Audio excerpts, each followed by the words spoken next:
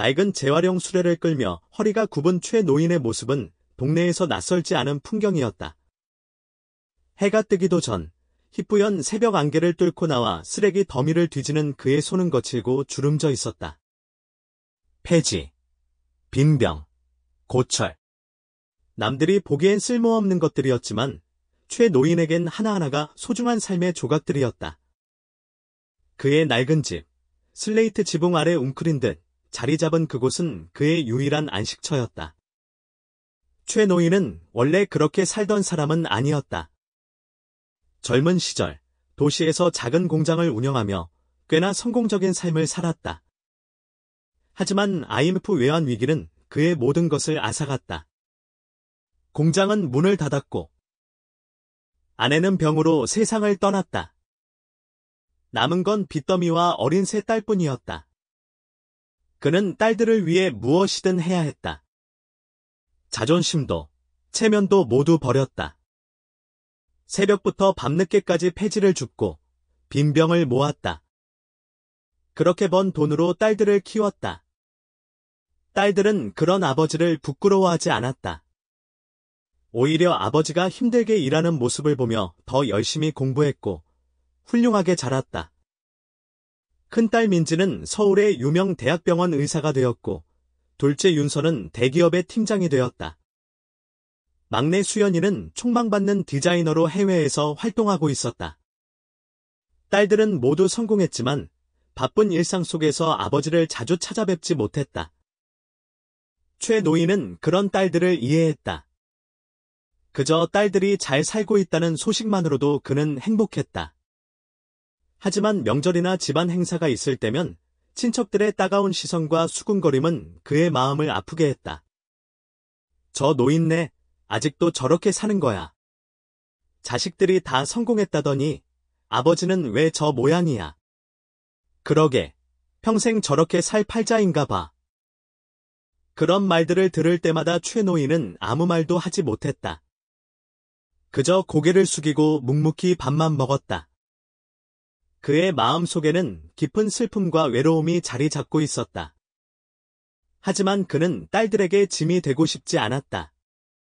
그저 딸들이 자신 때문에 부끄러워하지 않기를 바랄 뿐이었다. 최노인은 딸들을 위해 헌신했다. 허름한 옷을 입고 남들이 먹다 남긴 음식을 먹으면서도 딸들에게는 좋은 옷을 입히고 맛있는 음식을 먹였다. 딸들이 학교에서 기죽지 않도록 학용품과 참고서를 사는데 돈을 아끼지 않았다. 그는 딸들이 자신의 전부였고 딸들의 행복이 곧 자신의 행복이었다. 딸들도 그런 아버지의 마음을 알고 있었다. 하지만 바쁜 일상 속에서 아버지에게 소홀했던 자신들을 자책했다. 아버지에게 더 잘해야겠다고 다짐했지만 현실은 쉽지 않았다. 어느 날 최노인의 생일이었다. 세 딸은 오랜만에 아버지 집에 모였다. 하지만 친척들의 분위기는 여전히 냉랭했다. 아직도 저렇게 사시네? 자식들 잘 키워봤자 소용없다더니. 그러게, 쯧쯧. 불쌍한 노인네? 그때 큰딸 민지가 조용히 일어나 입을 열었다. 저희 아버지는 불쌍한 노인네가 아니에요. 그녀의 목소리는 떨리고 있었지만 눈빛은 단호했다. 저희 아버지는 세상에서 가장 훌륭한 분이세요. 저희를 위해 모든 것을 희생하신 분이에요. 저희는 아버지 덕분에 이렇게 잘 살 수 있게 된 거예요. 둘째 윤서도 말을 이었다. 맞아요. 저희는 아버지를 부끄러워한 적 없어요. 오히려 아버지가 자랑스러워요. 아버지가 없었다면 저희는 지금 이 자리에 없었을 거예요. 막내 수연이도 고개를 끄덕였다. 저희는 아버지에게 빚을 졌어요. 그 빚을 갚기 위해 열심히 살고 있어요. 아버지는 저희의 영웅이에요. 세 딸의 말에 친척들은 아무 말도 하지 못했다. 그들의 얼굴에는 부끄러움과 후회가 가득했다. 최노인은 눈물을 글썽이며 딸들을 바라보았다. 그의 마음속에는 따뜻한 감동이 밀려왔다. 그날 이후 최 노인의 삶은 조금씩 달라졌다. 친척들은 더 이상 그를 무시하거나 멸시하지 않았다. 오히려 그를 존경하고 존중했다. 딸들은 더 자주 아버지를 찾아왔고 아버지와 함께 시간을 보냈다. 최 노인은 더 이상 외롭지 않았다. 최 노인은 여전히 폐지를 주었다. 하지만 이제 그는 혼자가 아니었다.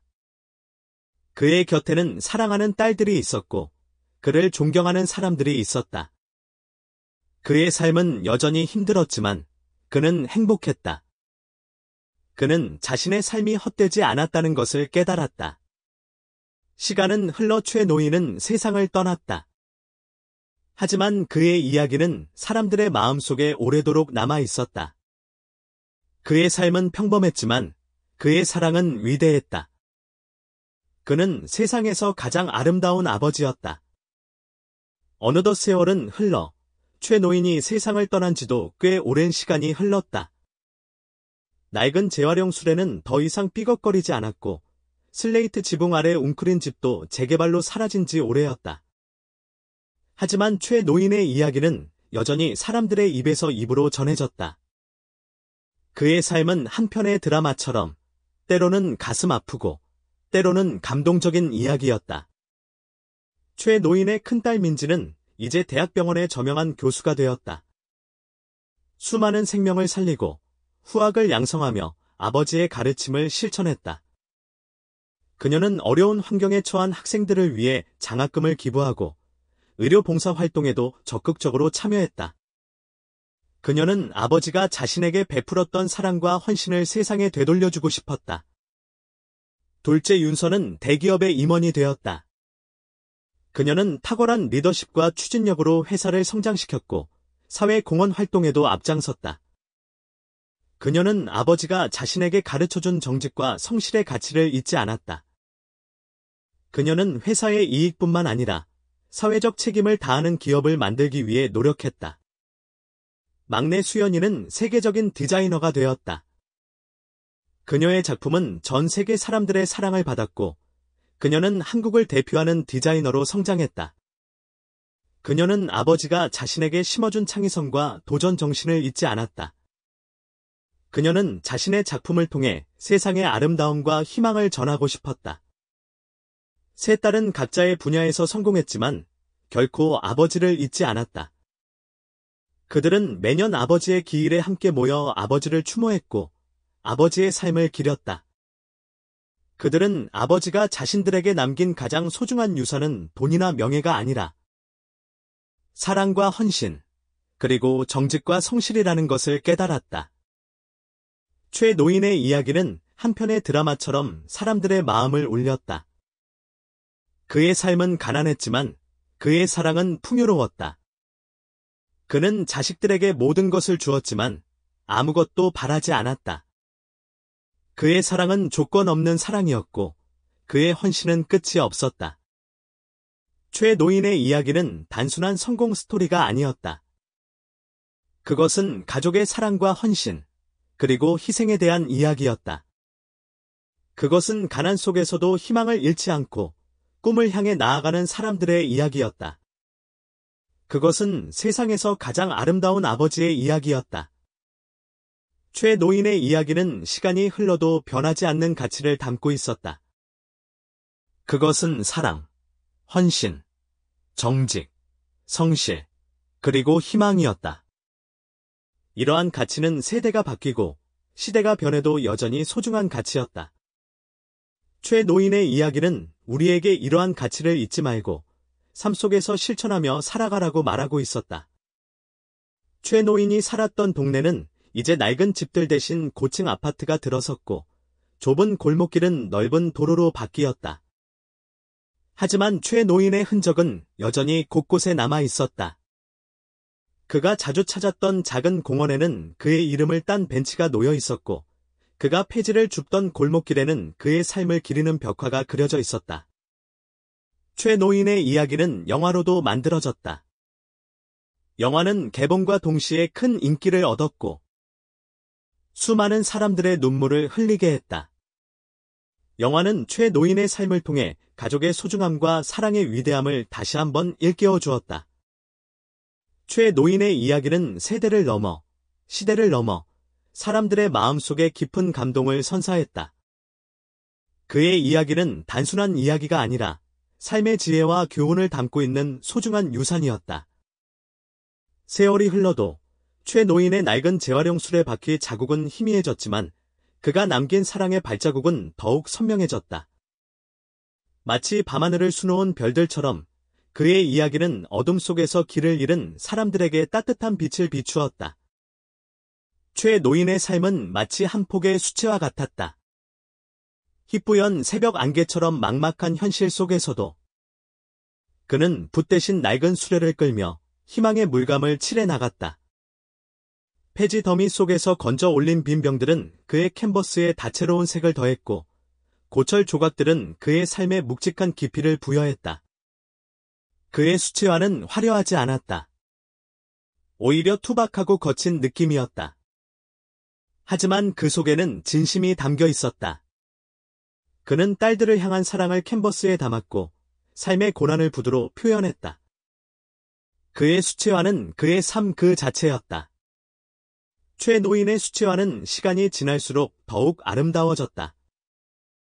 햇빛에 바랜 듯 희미해진 색채는 오히려 세월의 깊이를 더했고 거친 붓자국은 그의 삶의 궤적을 보여주는 듯했다. 그의 수채화는 이제 하나의 예술 작품이 되었다. 최노인의 수채화는 사람들에게 감동을 주었다. 사람들은 그의 수채화를 보며 자신의 삶을 돌아보았고 가족의 소중함을 깨달았다. 그의 수채화는 단순한 그림이 아니라 삶의 교훈을 담고 있는 예술 작품이었다. 최노인의 수채화는 영원히 사람들의 마음속에 남아 있을 것이다. 그의 삶이 그러했듯이 그의 수채화도 시간을 초월하여 사람들에게 감동을 줄 것이다. 그의 수채화는 사랑과 희생, 그리고 희망의 메시지를 담고 있기 때문이다. 최노인의 삶은 한 곡의 노래와 같았다. 그의 삶은 슬픈 멜로디로 시작했지만 점차 희망찬 리듬으로 바뀌어갔다. 그의 노래는 가난과 고난, 그리고 사랑과 희생을 담고 있었다. 그의 노래는 처음에는 구슬픈 단조였다. 폐지를 줍는 그의 모습은 마치 낮은 음자리표처럼 쓸쓸했고 빈병을 모으는 그의 손길은 느린 박자처럼 힘겨웠다. 하지만 그의 노래는 결코 절망으로 끝나지 않았다. 딸들의 웃음소리는 그의 노래에 밝은 장조를 더했고 딸들의 성공은 그의 노래에 경쾌한 리듬을 부여했다. 그의 노래는 점차 희망과 기쁨으로 가득 차 올랐다. 최노인의 노래는 사람들에게 감동을 주었다. 사람들은 그의 노래를 들으며 자신의 삶을 돌아보았고 가족의 소중함을 깨달았다. 그의 노래는 단순한 노래가 아니라 삶의 교훈을 담고 있는 음악이었다. 최노인의 노래는 영원히 사람들의 마음속에 남아 있을 것이다. 그의 삶이 그러했듯이 그의 노래도 시간을 초월하여 사람들에게 감동을 줄 것이다. 그의 노래는 사랑과 희생, 그리고 희망의 메시지를 담고 있기 때문이다. 최노인의 삶은 한 편의 시와 같았다. 그의 삶은 짧은 시구로 시작했지만 점차 긴 서사시로 바뀌어갔다. 그의 시는 가난과 고난, 그리고 사랑과 희생을 노래했다. 그의 시는 처음에는 짧고 간결했다.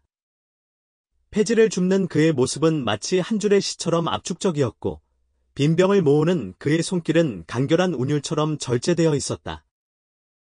하지만 그의 시는 결코 단조롭지 않았다. 딸들의 웃음소리는 그의 시에 아름다운 비유를 더했고 딸들의 성공은 그의 시에 웅장한 서사를 부여했다. 그의 시는 점차 깊이와 감동을 더해갔다. 최노인의 시는 사람들에게 감동을 주었다. 사람들은 그의 시를 읽으며 자신의 삶을 돌아보았고 가족의 소중함을 깨달았다. 그의 시는 단순한 시가 아니라 삶의 교훈을 담고 있는 문학 작품이었다. 최노인의 시는 영원히 사람들의 마음속에 남아 있을 것이다. 그의 삶이 그러했듯이 그의 시도 시간을 초월하여 사람들에게 감동을 줄 것이다. 그의 시는 사랑과 희생, 그리고 희망의 메시지를 담고 있기 때문이다. 최 노인의 삶은 한편의 연극과 같았다. 그의 삶은 비극적인 막으로 시작했지만 점차 희극적인 막으로 바뀌어갔다. 그의 연극은 가난과 고난, 그리고 사랑과 희생을 연기했다. 그의 연극은 처음에는 어둡고 슬픈 장면으로 가득했다. 폐지를 줍는 그의 모습은 마치 비극의 주인공처럼 고독했고, 빈병을 모으는 그의 손길은 절망적인 몸짓처럼 보였다. 하지만 그의 연극은 결코 비극으로 끝나지 않았다. 딸들의 웃음소리는 그의 연극의 밝은 조명을 비추었고, 딸들의 성공은 그의 연극에 화려한 무대 장치를 더했다. 그의 연극은 점차 희망과 기쁨으로 가득 차 올랐다. 최 노인의 연극은 사람들에게 감동을 주었다. 사람들은 그의 연극을 보며 자신의 삶을 돌아보았고, 가족의 소중함을 깨달았다. 그의 연극은 단순한 연극이 아니라 삶의 교훈을 담고 있는 예술 작품이었다. 최 노인의 연극은 영원히 사람들의 마음속에 남아 있을 것이다. 그의 삶이 그러했듯이 그의 연극도 시간을 초월하여 사람들에게 감동을 줄 것이다. 그의 연극은 사랑과 희생, 그리고 희망의 메시지를 담고 있기 때문이다. 최 노인의 삶은 마치 한 권의 책과 같았다. 낡고 해진 표지에는 세월의 흔적이 고스란히 묻어 있었지만 그 안에는 어떤 보석보다 빛나는 이야기가 담겨 있었다. 책의 첫 장은 희뿌연 새벽 안개처럼 막막한 현실로 시작했다.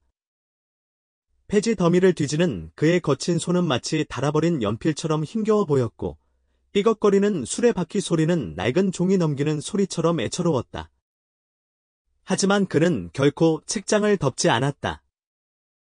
딸들의 해맑은 웃음소리는 책갈피처럼 그의 삶에 희망을 꽂아주었고, 딸들의 성공은 그의 책에 아름다운 사파를 더했다. 그의 책은 점차 감동과 희망으로 가득 채워졌다. 최 노인의 책은 사람들에게 깊은 울림을 주었다. 사람들은 그의 책을 읽으며 자신의 삶을 돌아보았고, 가족의 소중함을 깨달았다. 그의 책은 단순한 이야기가 아니라 삶의 지혜와 교훈을 담고 있는 소중한 기록이었다. 최 노인의 책은 영원히 사람들의 곁에 남아 있을 것이다. 그의 삶이 그러했듯이 그의 책도 시간을 초월하여 사람들에게 감동을 줄 것이다. 그의 책은 사랑과 희생, 그리고 희망의 메시지를 담고 있기 때문이다. 세월은 흘러갔지만 최 노인의 이야기는 잊혀지지 않았다. 그의 이야기는 마치 오래된 라디오에서 흘러나오는 잔잔한 음악처럼 사람들의 마음속에 따뜻한 위로를 전했다. 최 노인이 살았던 동네는 이제 낯선 풍경으로 변했지만 그의 흔적은 여전히 곳곳에 남아 있었다. 그가 자주 앉아 쉬던 낡은 벤치는 이제 세련된 디자인의 벤치로 바뀌었지만 그 자리에는 여전히 최 노인의 따뜻한 온기가 느껴지는 듯했다. 최 노인의 이야기는 이제 전설이 되었다. 그의 삶은 가난했지만 그의 사랑은 위대했다. 그는 자식들에게 모든 것을 주었지만 아무것도 바라지 않았다. 그의 사랑은 조건 없는 사랑이었고 그의 헌신은 끝이 없었다. 최 노인의 이야기는 우리에게 진정한 행복은 돈이나 명예가 아니라 사랑과 헌신, 그리고 희생이라는 것을 가르쳐준다. 그의 이야기는 우리에게 가족의 소중함과 가치를 다시 한번 일깨워준다. 최 노인의 이야기는 영원히 사람들의 마음속에 남아 있을 것이다.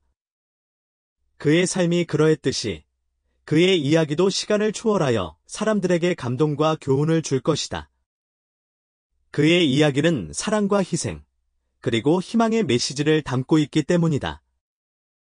어느 햇살 좋은 봄날, 최 노인의 세 딸은 다시 아버지의 묘소를 찾았다.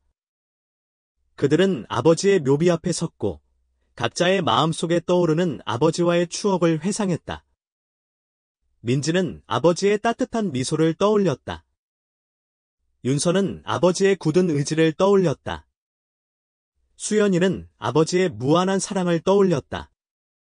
세 딸은 아버지의 묘비 앞에 꽃을 바치고 조용히 기도를 드렸다.